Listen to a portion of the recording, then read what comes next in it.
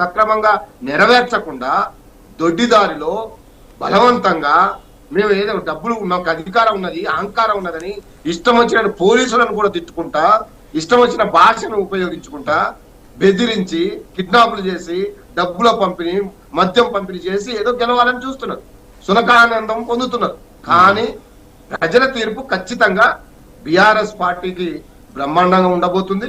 వాస్తవానికి మనం వార్డులను మాత్రం, ఎందుకంటే చైర్మన్ల కథ ఏముంటదంటే, ఇంతకుముందు మిత్రులు చెప్పినట్టు మీరు కూడా చెప్పినట్టు అధికార పార్టీ కొంచెం గుంజుకొని వాళ్ళని వీళ్ళని గుంజుకొని ఎక్కడైతే టై ఉంటుందో, ఎక్కడైతే సమానంగా వచ్చే అవకాశం ఉంటుందో, ఎక్కడైతే వాళ్ళు ఇక 1-2 సీట్లలో ఓడిపోతాం అనే భయంతో ఉంటుందో అధికార పార్టీ ఉన్నది. కాబట్టి డబ్బు, మదము, అహంకారము ఇవన్నీ కూడగట్టుకొని కొంత చైర్మన్లను ఎక్కువ కైవసం చేసుకునే అవకాశాలు ఉంటాయి.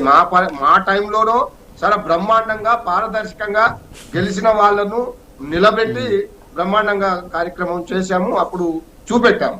ఇప్పుడు అంతా ఇన్ని నిర్బంధాలు అప్పుడు ఏం జరగలేదు సార్. ఇందాక మీరు చెప్పారు ఎన్ని స్థానాలు మీరు కైవసం చేసుకున్నారు. ఎస్ కార్పొరేషన్లు కూడా మీరు ఇందాక మున్సిపాలిటీ గురించి చెప్పారు. బీఆర్ఎస్ అధికారం ఉన్నప్పుడు 9 కార్పొరేషన్లకి 9 కార్పొరేషన్లు కైవసం చేసుకున్నటువంటి పరిస్థితి. సో మీరు ఒప్పుకుంటారా అధికారంలో ఉన్న పార్టీ ఖచ్చితంగా అధికారాన్ని వాడి? ఎస్ 9 కార్పొరేషన్లు 9 మేము బీఆర్ఎస్ పార్టీ కైవసం చేసుకోవడమే కాకుండా, ఇప్పుడు నేను అడుగుతున్నా, నిజంగా బీఆర్ఎస్ పార్టీ అసలు ఏం లేదు, బీఆర్ఎస్ పార్టీ సతికిల పడేది అయితే మరి వీళ్ళకి అన్నిటికన్నీ వాళ్ళకి రావాలి.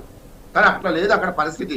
చాలా బ్రహ్మాండంగా మా కార్యకర్తలు, మా నాయకులు, మా ఇన్ఛార్జులు కానీ, మాకు పోయిన కోఆర్డినేటర్లు కానీ, వాళ్ళు ఎన్ని నిర్బంధాలు పెట్టినా, ఎన్ని ఇబ్బందులు పెట్టినా, ఎన్ని రకాల కేసులు పెట్టినా, ఎన్ని కిడ్నాపులు చేసినా, ఎంత డబ్బు పంపిణీ చేసినా కానీ బ్రహ్మాండంగా ప్రజలలో మాకు గొప్ప గ్రాఫ్ పెరిగింది. ఖచ్చితంగా ఈ రాష్ట్రంలో బీఆర్ఎస్ పార్టీ మాత్రమే కాంగ్రెస్ ఆగడాలను, కాంగ్రెస్ తప్పులను, కాంగ్రెస్ అవినీతిని వెలికి తీస్తుంది. వాళ్ళను వంగబెట్టి గుద్దే ఏకైక పార్టీ బీఆర్ఎస్ పార్టీ అని క్లియర్ గా ప్రజలకు.